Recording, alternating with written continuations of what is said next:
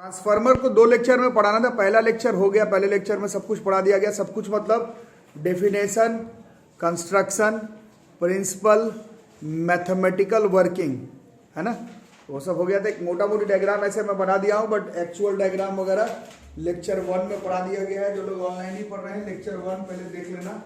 इसके बाद तो लास्ट में टॉपिक क्या चल रहा था इसमें, हाँ, एज्यूमिंग नो एनर्जी लॉस का बात हुआ था। एज्यूमिंग नो एनर्जी लॉसेस बताया गया था कि अगर एनर्जी लॉस नहीं होता है, एज्यूमिंग नो एनर्जी लॉस, अगर एनर्जी लॉस नहीं होता है तो क्या बताया गया था, ईपीआईपी, ये किसके बराबर बताया गया था, ईएस आईएस के, ठीक है, अगर एनर्जी लॉसेस नहीं होता। लेक्चर 1 में सारा फॉर्मूला लिखवा दिया गया था, फॉर्मूला वगैरह वहां से देख लेना। नहीं तो मैं ऐसे रफली बस थोड़ा सा याद कर रहे हैं। और वैसे एज्यूमिंग नो एनर्जी लॉस तो होता नहीं है, एक्चुअली में there are energy losses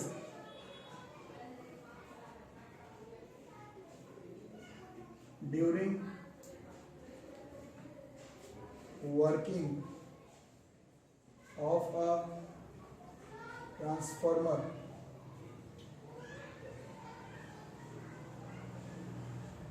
ठीक है।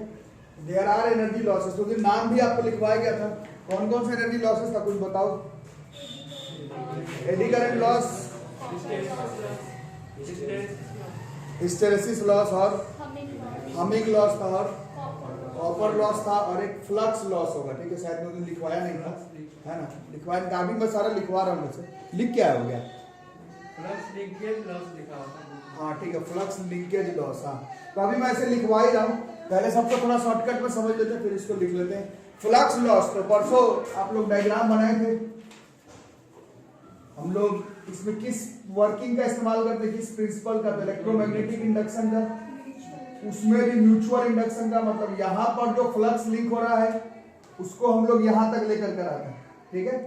तो उसको बिल्कुल जितना ज्यादा से ज्यादा इसका फ्लक्स इस पे लिंक करवाने के लिए बीच में किसका इस्तेमाल करता है, आयरन कोर का, ठीक है। ये हम लोग ने पढ़ा था, है ना। तो तुम कितना भी कर लो, कैसा भी आयरन कोर लगा लो, किसी का भी इस्तेमाल कर लो, पूरा फ्लक्स जो है तुम प्राइमरी से सेकेंडरी के बीच में लिंक नहीं करवा पाओगे। कुछ भी कर लो, यहां पर जितना मैग्नेटिक फ्लक्स बन रहा है वो पूरा का पूरा तुम सेकेंडरी में ट्रांसफर नहीं कर सकते। किसी ना किसी तरह से प्रॉब्लम जरूर होगा इधर का पूरा फ्लक्स को इधर लिंक करने में। तुम आयरन कोर लगाओ, सॉफ्ट आयरन कोर लगाओ, लैमिनेटेड सॉफ्ट आयरन कोर लगाओ, तुम वैक्सीन वाला सॉफ्ट आयरन कोर लगाओ, जो लगाना है लगा दो, पूरा फ्लक्स इधर से इधर तक तुम लिंक नहीं कर पाओगे। फ्लक्स का लॉस होगा। और flux loss is a very important type of energy losses during working of a transformer. This is flux loss, ठीक है। पहला नंबर पर ये है फ्लक्स लॉस, ठीक है, याद रहेगा। दूसरा नंबर तो आप लोग शायद उस दिन लिखे थे, क्या लिखे थे, सेकेंड नंबर पे किसको मेंशन किया था, एडी करंट लॉसेस। हाँ, तो इसमें हम लोग ने पढ़ा था, यहाँ पर मैग्नेटिक फील्ड चेंज हो रहा है, कॉइल में इलेक्ट्रोमैग्नेटिक इंडक्शन बन रहा है, सब बहुत अच्छी बात है। बट जिन्होंने एडी करंट पढ़ा इलेक्ट्रोमैग्नेटिक इंडक्शन चैप्टर में, उनको मालूम होगा इस कॉइल में तो ठीक है, बट ये जो मेटल है सॉफ्ट आयरन कोर का, इसके बीच में चेंजिंग मैग्नेटिक फ्लक्स के वजह से इसके अंदर एक करंट बह जाता है क्लोज लूप में। वो जो आयरन का कोर है उसको क्या कहते हैं, उसको ही हम लोग एडी करंट कहते हैं। और एडी करंट जिन लोगों ने पढ़ा है उनको मालूम होगा, एडी करंट अनडिजायरेबल हो, कोई चाहता नहीं है उस करंट को। वैसे हम लोग एप्लीकेशन ऑफ एडी करंट पढ़े थे, वो तो एक अलग बात हो गई। बट इस केस में आप यहाँ पर एडी करंट कहाँ चाह रहे थे, आप तो यहाँ का फ्लक्स यहाँ लिंक करवा रहे थे। ट्रांसफार्मर का वर्किंग बताया गया था कि किस तरह से हम लोग हाई करंट से low current into high voltage transform कर लेते, इसका जरूरत है। इस आयरन के कोर के अंदर अंदर करंट पास कर रहे, इसका तुम क्या करोगे, ये लॉस है। This is eddy current losses. दूसरे नंबर पे जो लॉस है वो है एडी करंट लॉस। इसके बाद तीसरा नंबर पर है, 10th से क्लास से हम लोग पढ़ रहे हैं, तार है। तार में कैसा भी तार हो तुम्हारा, तार में लगातार करंट, इलेक्ट्रिसिटी, हीटिंग इफेक्ट के वजह से क्या होगा, वहां पर हीटिंग इफेक्ट के वजह से क्या होगा, पावर का लॉस होगा, है ना। तार में जो होता है 10th क्लास से आप लोग पढ़ रहे हैं, H बराबर I स्क्वायर RT के वजह से जो लॉसेस होगा, दैट इज आवर, तार में हो रहा है, that is our copper loss, ठीक है। और क्या लिखवाया था, हमिंग लॉस रहेगा। और हाँ, हिस्टेरेसिस लॉस। ये जो टॉपिक है हिस्टेरेसिस, ये आपके सिलेबस से हटा दिया गया है, सिलेबस से ही हिस्टेरेसिस ही हटा दिया गया है, लेकिन ट्रांसफार्मर में पढ़ना है। अगर हिस्टेरेसिस 12th वाला अगर अपने से नहीं भी पढ़े हो तो 10th वाला कॉन्सेप्ट से भी समझ सकते हो, 10th वाला कॉन्सेप्ट से ही बार बार समझ सकते हो। यहां से तुम फ्लक्स बनाए, इसको यहां ट्रांसफर किए, ट्रांसफार्मर का काम हो गया, बट लाइट भी तो कटता है ना, या फिर हर समय पर थोड़ी इसमें से करंट पास करवाते रहते हैं। जैसे ही करंट ऑफ करेंगे तो ये जो आयरन का कोर है जिसके थ्रू आप फ्लक्स को लीक कर रहे थे वो क्या हो जाएगा, वो डीमैग्नेटाइज होगा। 10th क्लास में आप लोग पढ़े थे आयरन निकल कोबाल्ट को इस्तेमाल ही इसीलिए करते हैं यहाँ पर, ठीक है, क्या करने के लिए, इससे हम लोग क्या बना सकते हैं, इससे हम लोग फेरो मैग्नेटिक मटेरियल से हम लोग magnetic effect of electric current, electromagnet बनाते हैं, है ना। तो बार बार जैसे स्विच, बार बार जैसे करंट बहेगा बहेगा बहेगा, फिर करंट नहीं बहेगा, फिर करंट बहेगा, फिर करंट नहीं बहेगा, बार बार ये जो आयरन कोर है वो मैग्नेटाइज होगा, डीमैग्नेटाइज होगा, मैग्नेटाइज होगा, डीमैग्नेटाइज होगा। इस वजह से इस आयरन का जो बीच में जो आपने मैग्नेटिक मटेरियल लिया है उस पे ही ये वाला लॉसेस दिखता है, दिस इज हिस्टेरेसिस लॉस, ठीक है। हिस्टेरेसिस टॉपिक भी आप लोगों को पढ़ना था, हट गया है, बट ऐसे मालूम होना चाहिए ये आपका हिस्टेरेसिस लॉस है। और 5वां नंबर उस दिन बताया था बार बार ऑसिलेटिंग करंट, जो पूरे ट्रांसफार्मर का जो मटेरियल है उसमें ऑसिलेशन के वजह से टन टन टन इस तरह से ऑसिलेट उसके मटेरियल पर करता है, जो ऑसिलेशन है करंट का, इसके वजह से भी मटेरियल हमारा कमजोर हो जाता है। आवाज वाला लॉस है, बहुत कम होता है, मिनिमम है, बट इसको हम लोग हमिंग लॉसेस कहते हैं। तो इस तरह का लॉसेस इसमें हो जाता है, तुम कितना भी बचा करके काम करो एनर्जी लॉसेस हो ही जाता है वर्किंग ऑफ अ ट्रांसफार्मर में, ठीक है। और एक बार एनर्जी लॉस हुआ तो ये काम नहीं करेगा, ये बिना एनर्जी लॉस का है। अगर एनर्जी लॉस कंसीडर कर रहे हो, वो न्यूमेरिकल बना समय देखने पर पता चल जाता है, एज्यूमिंग एनर्जी लॉसेस, अगर एनर्जी लॉसेस कंसीडर कर रहे हो तो फिर जो एफिशिएंसी निकालोगे उसमें कम वाला ऊपर, तो कम मतलब कौन होगा कम, ये कम होगा कि ये कम होगा, सेकंड वाला किसी भी कीमत में कम होगा। तो ES IS को ऊपर रखेंगे, बाई EP IP को नीचे, यहाँ से हम लोग एफिशिएंसी निकालेंगे, this is efficiency of a transformer, efficiency of a transformer. ये टॉपिक परसों किए थे, इसको एक बार लिख लो। तो flux loss, eddy current loss, copper loss, hysteresis loss और humming loss, these are energy loss during working of a transformer. Energy loss नहीं कंसीडर करते हो तो पावर, इनपुट पावर बराबर आउटपुट पावर, और एनर्जी लॉस अगर कंसीडर करते हो तो किसी भी कीमत पे इसका एफिशिएंसी 100% नहीं होगा, जो होगा उस वो आप लोग इस फॉर्मूला से निकाल लेंगे, ठीक है। तो कल का जहाँ पर वीडियो खत्म हुआ था वहीं से इसको आगे बढ़ाते हुए थोड़ा सा लिख लो। तो नेक्स्ट इसी में हम लोग commercial use of a transformer देखेंगे। Commercial use of a transformer, machine जो लोग मेरे से पहले से पढ़ रहे हैं उनको मालूम होगा, मशीन डिवाइस एकदम डिटेल्स में जानना है, इसका एप्लीकेशन आपको करने आना चाहिए। Commercial uses of transformer, commercially इसको कैसे समझे कि हमारे किस काम में आ रहा है, कमर्शियल यूजेस ऑफ ट्रांसफार्मर, ठीक है। Commercial use of a transformer, commercial use of a transformer, परसों इसको लैंग्वेज में समझाया था, अभी भी इसको थोड़ा थोड़ा लैंग्वेज ही लिखना है, बट किस तरह का है कैसा है इसको थोड़ा सा समझ लेते हैं। Commercial use of a transformer, ठीक है। जो लोग पिछला क्लास में थे ऑनलाइन या ऑफलाइन मोड पर, मीनिंग तो आ गया होगा समझ में कि आखिर इसको यूज ही क्यों करते हैं। ये खास करके ये जो डायग्राम बनाया हुआ है, ये जो डायग्राम बोर्ड पर है, ये स्टेप अप ट्रांसफार्मर का डायग्राम है ना, परसों किए थे। स्टेप अप ट्रांसफार्मर में NS NP से क्या होता है ज्यादा, और वोल्टेज किस तरफ वाला ज्यादा हो जाता है, ES, ये ज्यादा रहता है EP से, यही ना, उधर वाला वोल्टेज को ज्यादा कर देना, यही पढ़े थे, वोल्टेज ज्यादा करंट के एवज में, करंट को कर देगा कम, वोल्टेज को कर देगा ज्यादा, यही करता है स्टेप अप ट्रांसफार्मर। इसका कमर्शियल यूज क्या था, परसों तो मैं बिल्कुल क्लियर कट बताया था, एक बार और बता देता हूं, आप लोग भी बताइए क्या होता है। जहां पर है थर्मल इलेक्ट्रिक पावर प्लांट, जहां पर है हाइड्रो इलेक्ट्रिक पावर प्लांट, वहां पर जो इलेक्ट्रिसिटी का प्रोडक्शन हुआ वो बहुत ज्यादा होता है, इतना अरबों रुपया का सेटअप है, तो थोड़ा थोड़ा थोड़ी 5 एम्पियर 8 एम्पियर निकलेगा, करंट बहुत ज्यादा निकला। अब वहां से तुम्हारे घर तक पहुंचाना है, तो उतना करंट को जब तुम तार से भेजोगे तो H बराबर आई स्क्वायर आर टी, यही कॉपर लॉसेज है। ट्रांसफार्मर का कॉपर लॉस नहीं, एक्चुअल हर तार में ये लॉस होता है, 10th क्लास से आप लोग पढ़ रहे हैं। H बराबर आई स्क्वायर आर टी, तो इतना ज्यादा करंट ट्रांसमिट करोगे तो उतना ही ज्यादा पावर लॉस होते चला जाएगा, तुम्हारा ढेर सारा एनर्जी रास्ते ही में बर्बाद हो जाएगा।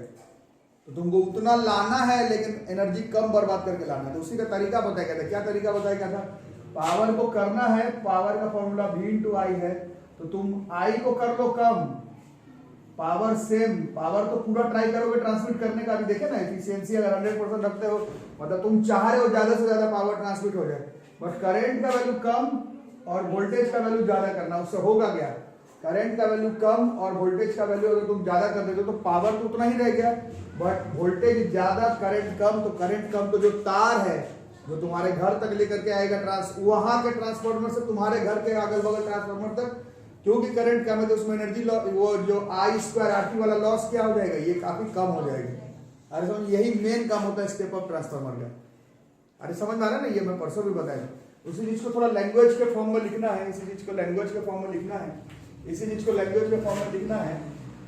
तो इमेजिन, कंसीडर, जैसे मान लो इतना पावर है, पावर है 11,000 वॉट, इतना पावर है, ठीक है। इतना पावर को ट्रांसमिट करना है, कहां से कहां? इतना पावर को ट्रांसमिट करना है कहां से कहां? हाइड्रो इलेक्ट्रिक पावर प्लांट, मतलब पावर प्लांट वाले ट्रांसफार्मर से,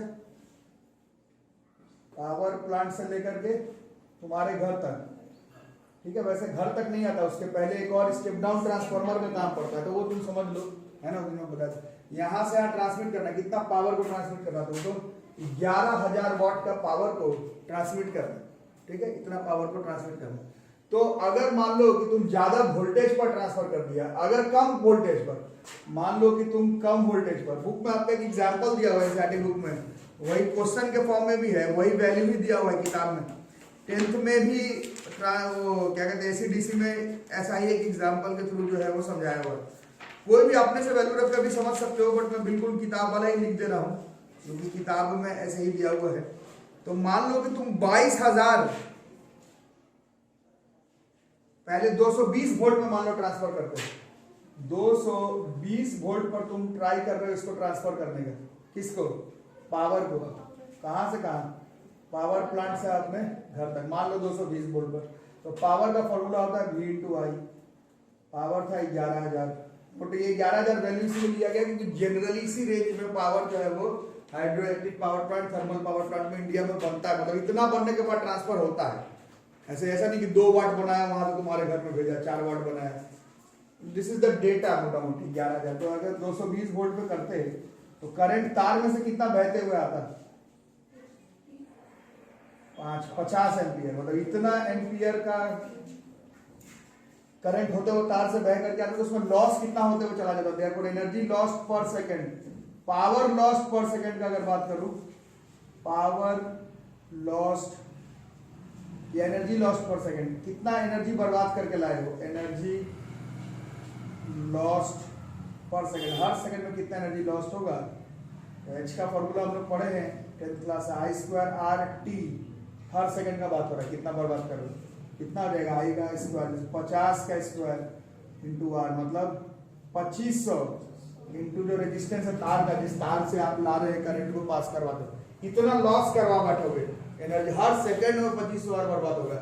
अगर तुम 220 वोल्ट में पावर को स्टेप अप वहां पर नदी के पास से जो पावर है तुम्हारे घर तक पहुंचाना, अगर तुम इतना वोल्टेज पर लाते हो तो इतना एनर्जी बर्बाद करते हो हर सेकंड पर, ठीक है। अगर वही काम, अगर यही काम करने के लिए मेरे पास 22,000 वोल्ट होता, यही एग्जांपल दिया हुआ तुम्हारी किताब में, ये एनसीईआरटी में ऐसा क्वेश्चन भी दिया हुआ है, ये चीज एनसीईआरटी में एक लैंग्वेज वाला ऐसा क्वेश्चन भी दिया आता है एग्जाम में, बहुत बार आ चुका है, ठीक है। यही काम 22,000 वोल्ट पे करते हो, तब क्या होगा? दो पावर बराबर V इंटू आई, पावर तुमको वही 11,000 वोल्ट वॉट को ट्रांसफर करना था, अब बताओ कितना होगा? 1 2 3 1 2 3, अब करंट हो गया सिर्फ 0.5 एम्पियर, अभी भी एनर्जी लॉस्ट होगा तार में, एनर्जी लॉस्ट पर सेकेंड कितना होगा h बराबर I स्क्वायर RT1 मतलब सिर्फ 0.5 की स्क्वायर कितना था 0.5 का स्क्वायर कितना हो जाएगा 0.025 की 0.25 कितना 0.25 ना 0.25 R इतना ही एनर्जी तुम्हारा बर्बाद हो रहा है। देख लो यहाँ पर कितना एनर्जी बर्बाद हो रहा है, हर सेकंड में तुम इतना एनर्जी बर्बाद करते हो ला रहे हो, और यहाँ पर तुम्हारा इसके कंपैरिजन में कितना कम एनर्जी जो है वो पर सेकंड में बर्बाद हो रहा है। तो ये तुमको 220 वोल्ट पे 220 वोल्ट का बात क्यों कर रहा है, क्योंकि तुमको घर पर एक्चुअली में 220 वोल्ट ही चाहिए। ये बात आप लोग समझ रहे हैं, ऐसे आप लोग बोलने लगे कि बेकार सा इंस्ट्रूमेंट है, करोड़ लाखों रुपया दाम होता है कि ट्रांसफार्मर का, जो कमर्शियल ट्रांसफार्मर है। ठीक है, देख रहे हो कितना काम का चीज है, आपको लग रहा होगा फालतू है, ये काम तो ऐसे ही हो जाता, बट ये आप देखें कितना काम का चीज है। तुमको घर पे 220 वोल्ट ही चाहिए, तो तुम वहां से thermal power plant, hydro electric power plant से अपने घर तक 220 वोल्ट पर ही लाते हो पावर को, तो तुम हर सेकंड में 2500 into resistance of the wire जितना उतना तुम एनर्जी बर्बाद करते आ रहे हो। जबकि अगर 22,000 वोल्ट वोल्टेज बढ़ा करके ला रहे हो उतना ही पावर को, तो क्या हो रहा है, तुम्हारा जो एनर्जी लॉस हो रहा है पर सेकंड जो तार में वो काफी कम हो जा रहा है। तो तुम ले आओ, उसके बाद तुम्हारे घर के बगल में जो स्टेप डाउन ट्रांसफार्मर एक लगा के रखो। ये काम कौन करेगा, ये काम जो है, ये काम ये नहीं चाहिए, ये चाहिए। इसके लिए तुमको किसका जरूरत पड़ेगा, इसके लिए तुमको स्टेप अप ट्रांसफार्मर का जरूरत पड़ेगा। बट ये तुम्हारे घर के बगल में कितने पर लेकर के आ जा रहा, 22,000 वोल्ट लेकर के आ जा रहा। फिर तुमको घर पर चाहिए 22,000 वोल्ट नहीं, अब तुमको सिर्फ 220 वोल्ट चाहिए। तो उसके लिए स्टेप डाउन ट्रांसफार्मर लगाओ, और उस ट्रांसफार्मर को थोड़ी बहुत दूर तक लाना ट्रांसफार्मर से तुम्हारे घर तक, तो उतना ही ना लॉस होगा, उसमें लॉस होगा, फिर लॉस होगा, क्योंकि उसको फिर वोल्टेज जो है वो तुमको कम करते हुए लाना है, 220 वोल्ट पर लाना है, तो फिर वहां पर लॉस होगा। लेकिन नजदीक है ना, तो कम लॉस होगा। वहीं से लाओगे 220 वोल्ट में, तो तुम्हारा हर सेकंड में इतना एनर्जी लॉस तुम करवा बैठोगे। ये काम करने के लिए हमें स्टेप अप ट्रांसफार्मर का जरूरत पड़ता है। ठीक है, बात समझ आ गई। तो कमर्शियल यूज में पहला ये कमर्शियल यूज है, पैसा बचाने में तो कमर्शियल यूज ऑफ ट्रांसफार्मर हमारा ये नंबर 1 पर है। कमर्शियली इसको हम लोग लॉस ऑफ इलेक्ट्रिकल एनर्जी के तहत पढ़ते हैं। ये हमें लॉस ऑफ इलेक्ट्रिक एनर्जी से सेव कर रहा है।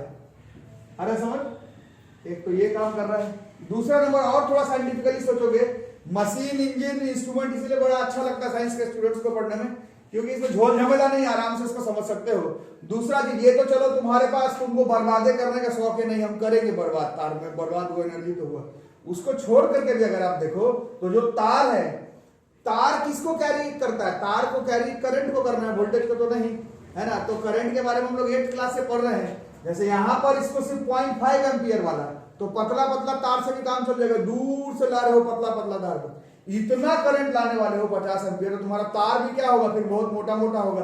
उतना मोटा मोटा तार जैसे लाओगे, मोटा तार पतला तार से महंगा होता है, ये सबको मालूम होगा आप लोगों को, है ना। मोटा तार पतले तार से किसी भी कीमत पर महंगा रहता है। तो ये तुम्हारा प्रैक्टिकली जो है, इस तरह से करने पर सिर्फ एनर्जी बर्बाद तो कर ही रहे हो, एनर्जी बर्बाद तो कर ही रहे हो, साथ में पैसा का भी लॉस है, क्योंकि तुमको मोटा मोटा थिकर वायर का जरूरत पड़ेगा, उससे भी बचना है। कम करंट पतला तार से तुम्हारा काम हो जाए। पैसा बचाने के लिए भी तुमको थर्मल पावर प्लांट से अपने घर तक लाने के लिए एक स्टेप अप ट्रांसफार्मर का काम करता है। ठीक है, इसी एग्जांपल में समझाया हुआ है। Loss of electric energy save में है, और एक cost of transmission, cost of transmission, ये वाला समझ गया ना। कॉस्ट ऑफ ट्रांसमिट करवा रहे हो, इस वाले मेथड में करंट का वैल्यू क्या चाहिए, इसमें करंट चाहिए कम, तो पतला वायर जो कि क्या होगा, इकोनॉमिकली सस्ता पड़ेगा ना हमें, इकोनॉमिकल चीप नहीं, इकोनॉमिकली ही बस लिखेंगे। पतला तार जो है वो हमको इकोनॉमिकल पड़ेगा, इकोनॉमिकली भी ला रहे हो और एनर्जी बचाते हुए भी ला रहे हो, तो दोनों तरफ से फायदा है। चाहिए 220 वोल्ट ही, लेकिन बन रहा वहां पर हाई करंट है, वहां से तुम्हारे घर तक कम वोल्टेज नहीं, ज्यादा वोल्टेज पर एनर्जी लॉस कम करते हुए पतला से पतला तार पर लेके आ जा रहा है। इसके लिए हमें ट्रांसफार्मर का जरूरत पड़ता है। और जो देश जितना ज्यादा एडवांस रहता है, उसमें हर मोड़ मतलब नजदीक में उतना ही ट्रांसफार्मर का सेटअप रहता है।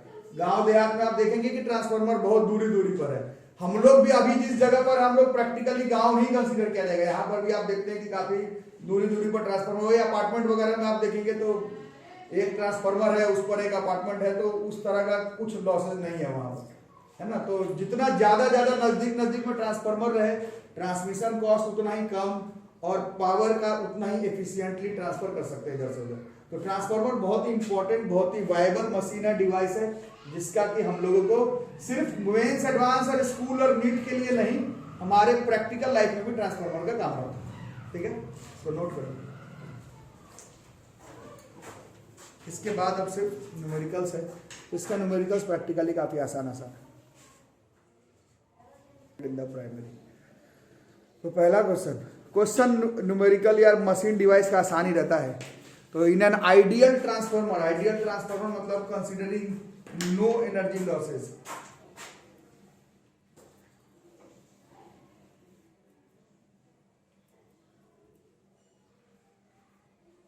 एनर्जी लॉस को कंसीडर मत करो।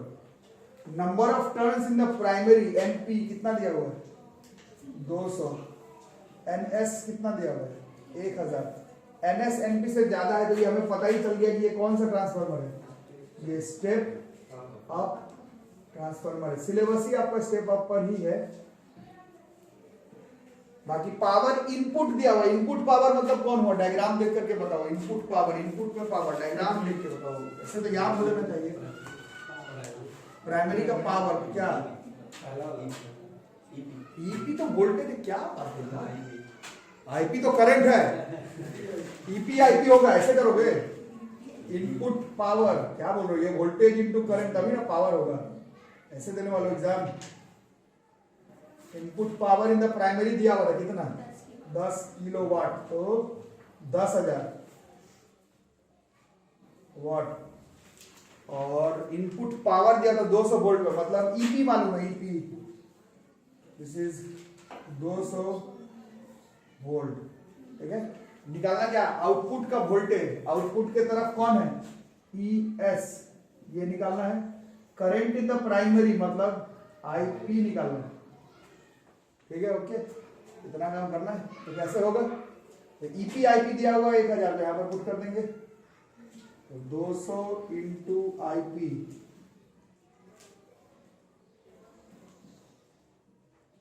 IP is 50 ampere. पहला काम ये हो गया।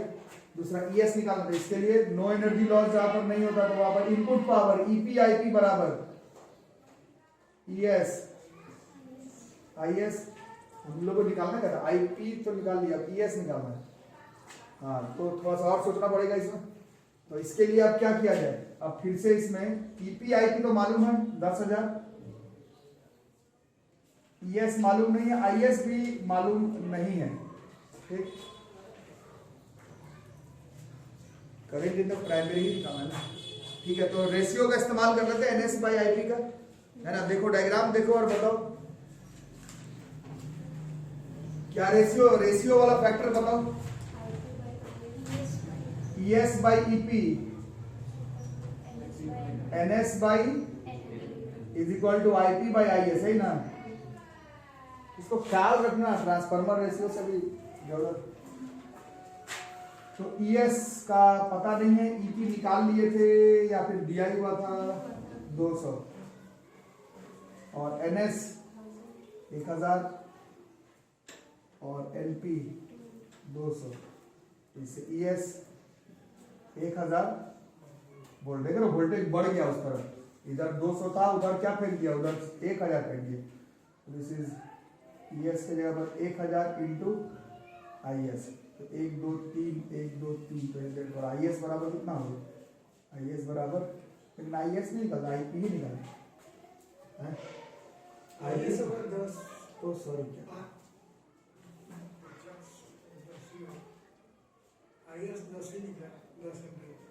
निकालना, लेकिन current in the primary IP निकालना था,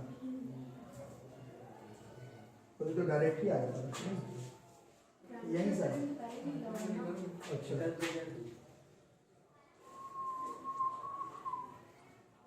इससे इसका इस्तेमाल करो, NS बाई NP बराबर IP बाई IS।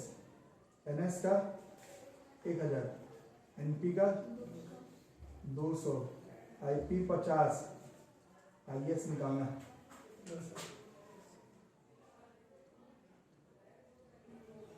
तो IS इज ये 10 बार में बढ़ गया 10 एम्पियर। ठीक है, ये कहानी। तो मशीन का क्वेश्चन में उतना दम नहीं है, बट पूरा डायग्राम ठीक से आता है। हम लोग इनपुट पावर आउटपुट पावर नहीं बता रहे, ऐसा गलती करोगे तो कैसे चलेगा?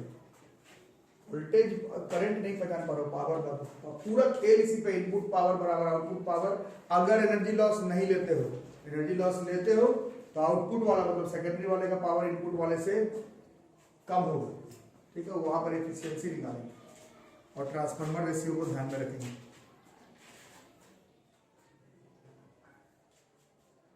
फिर आईएससी निकाल दिया था, आईपी निकालना था।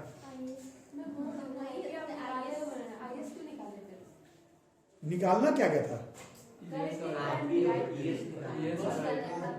तो ईएस निकाल लिया ना। अच्छा, ईएस निकाल ही लिए थे वहां पर और आईपी निकाल लिए थे, तो यही दोनों निकालना। आईएस का काम नहीं, मतलब कोई बात नहीं। ईएस निकाल लेना, आउटपुट वोल्टेज और करंट इन द प्राइमरी, केवल यही दोनों निकालना। ठीक है,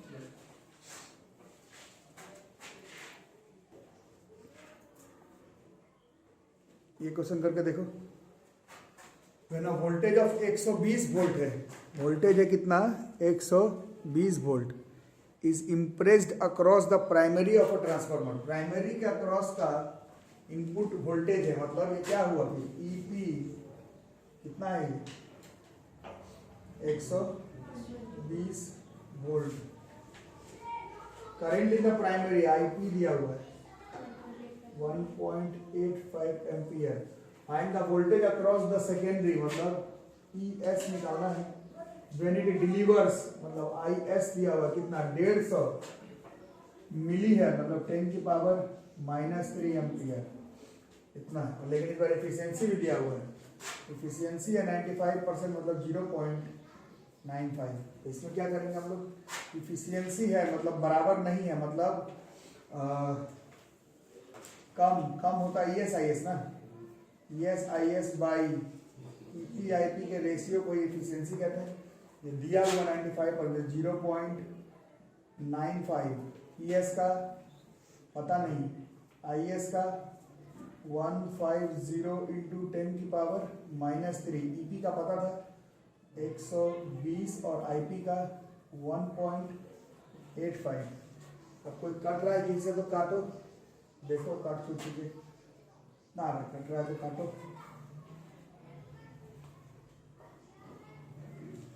95/100 ये कितना देगा? 150 इंटू 10 की पावर -3, 1000 ना, 150/1000, 120 185/100। कैसे कैसे कटेगा? 1 2 1 2 1 2 1 2। तो इसके बाद किसी से कोई कट रहा है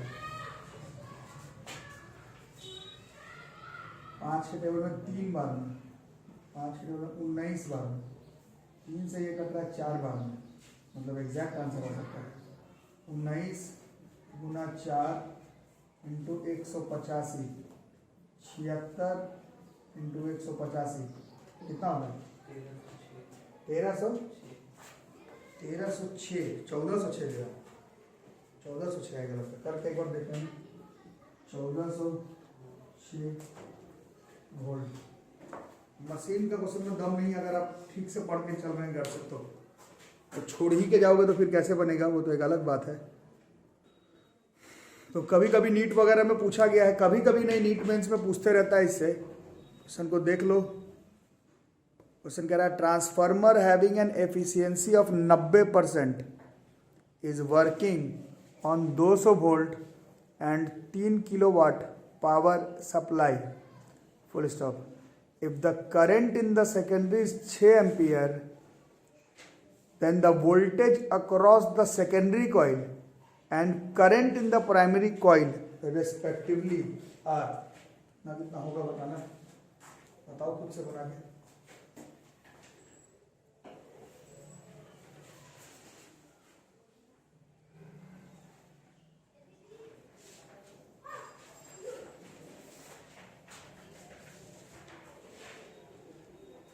क्या क्या दिया हुआ है, एफिशिएंसी दे रहा है।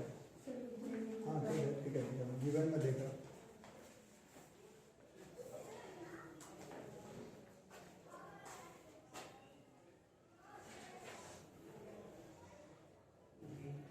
बी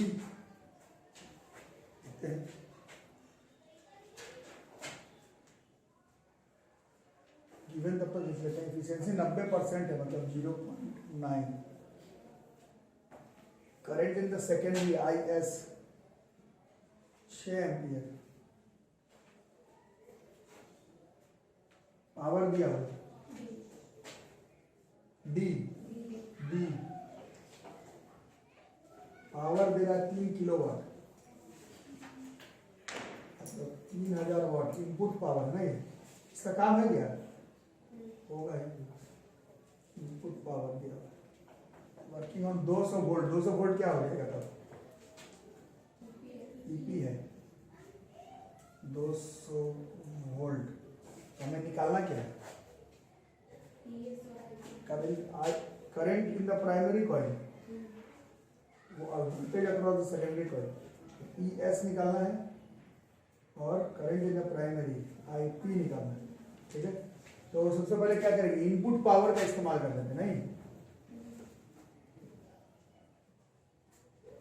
इनपुट पावर, यहां पर तो पावर लॉस नहीं, पावर लॉस तो बाद में हो रहा है ना, शुरुआत में इनपुट पावर कितना होगा, इनपुट पावर तो होगा EP IP। इनपुट पावर दिया हुआ था 3000 वोल्ट, 200 इंटू IP, IP बराबर कितना हो गया 15 एम्पियर। अब इसके बाद पावर लॉस होगा, इनपुट पावर में थोड़ी पावर लॉस, वहां से वहां जाते समय ना पावर लॉस। ठीक है, अब पावर लॉस तो है ही इसमें। कंसीडरिंग एनर्जी लॉसेस, इफिशियंसी बराबर था ES IS by EP IP, तो एफिशिएंसी 0.9, ES निकालना है, IS 6 है, EP 200 और IP निकाले हैं 15, है ना। तो कितना हो गया 9/10, ES 6 200 15, फिर 1 से 1 3 के टेबल में 2 बार में, 3 के टेबल में 3 बार में, 10 बार में। ES बराबर कितना हो गया 150 गुना 3, इसे 450 वोल्ट। तो थोड़ा ठीक से याद करने पर बन जाएगा। जैसे जो नीट वगैरह के क्वेश्चन है, नए बच्चे लोगों ऊपर लिखा करो, नीट में आया मेंस में आया, उसको मेंशन किया करो। तो एक नीट 2010 का कर लो, उसके बाद ये मेरी तरफ से ट्रांसफार्मर खत्म। लेक्चर 1 और लेक्चर 2 को मिला कर पढ़ना, अलग अलग नहीं, ये नहीं एक चीज पढ़े एक चीज नहीं पढ़े। 220 वोल्ट का इनपुट है, is applied to a transformer. The output circuit draws a current of 2 ampere at 440 volt. If the efficiency of the transformer is 80%, then the current drawn by the primary windings of the transformer is, then the current drawn by the primary windings of the transformer is 5 ampere, 3.6, 2.8, 2.5, 5 ampere. तो ये कुछ दिन पहले का medical का, 10 साल पहले का, बट इसी तरह का क्वेश्चन है। क्या क्या है इस बार, 220 वोल्ट इनपुट है, मतलब ये किसका वैल्यू है, ES ना, 220 volt. Output circuit draws a current, नहीं ES नहीं, EP होगा। Output circuit draws a current of, मतलब IP 2 एम्पियर। EP भी दिया हुआ 440 वोल्ट, इफिशियंसी दिया हुआ है, इफिशियंसी है 0.8। The current drawn by the primary winding, मतलब 2 एम्पीयर IS